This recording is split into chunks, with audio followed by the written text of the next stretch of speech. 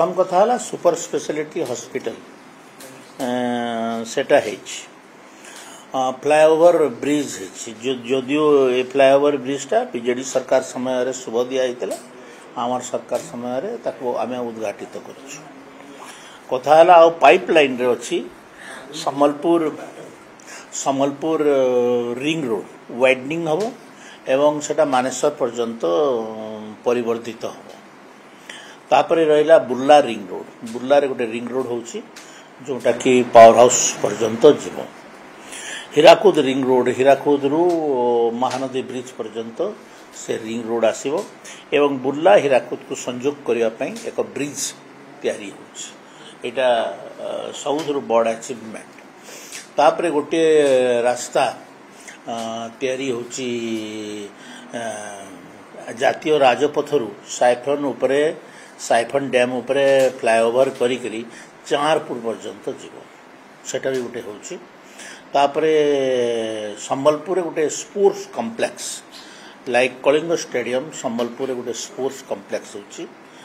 जोतरे football hockey basketball volleyball kabaddi ए सब sports गुड़ाक रहिबो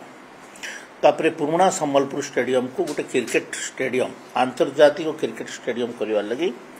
नीतिगत भाव में निष्पत्ति नि तापरे बुर्ला और हीराकुद रे दुईटा स्टेडियम निर्माण काम चली बुर्ला एनएससी कॉलेज रे +3 साइंस खुला वर्ष बुर्ला हाई स्कूल रे तार 75 वर्ष अवधि अवसर रे गोटे युक्त दुई उभय विज्ञान वाणिज्य एवं कला ये तीनटारे +2 बुर्ला खोला है बुर्लार रोड मान को समस्त को वाइडनिंग करा संबलपुर अनेक रोड को ब्लैक टैपिंग करी आम डेवलप कर सारी शीतल षष्ठी पूर्व ए सब कम कर शीतल षष्ठी यात्रा एथर को राज्य सरकार तरफ काफी आर्थिक सहायता दि जाए संबलपुर निर्वाचन मंडल कथा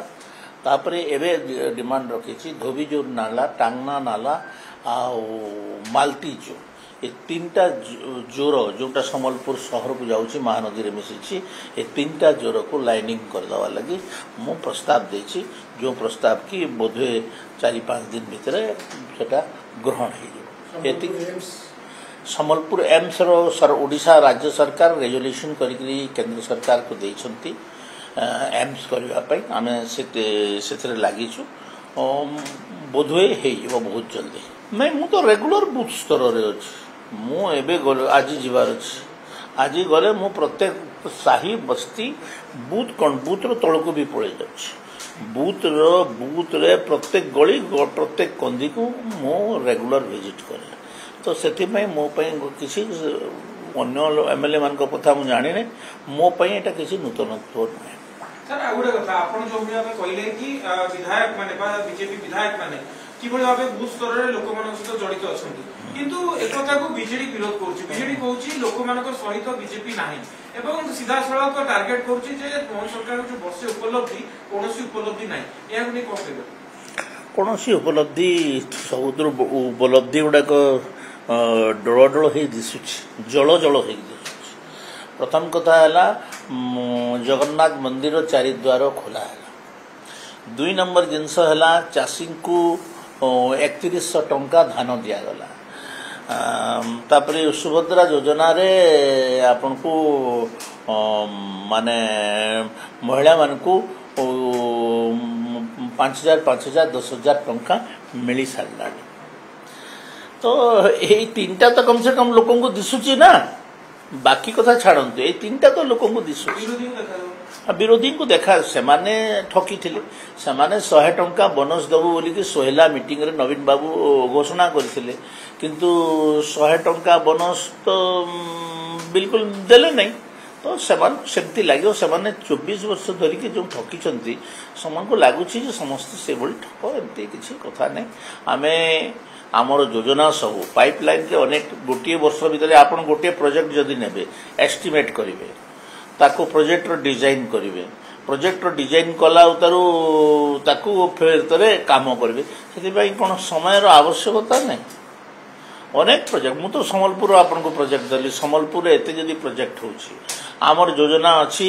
जे नवीन पटनायक जो सरकार कही 33 भाग जमी को जलसेचन करने आम 33 भाग जलसेचन को आम पूरण करूँ तांकर लक्ष्य को आम पूरण करूँ समस्त 16-17 भाग अधिक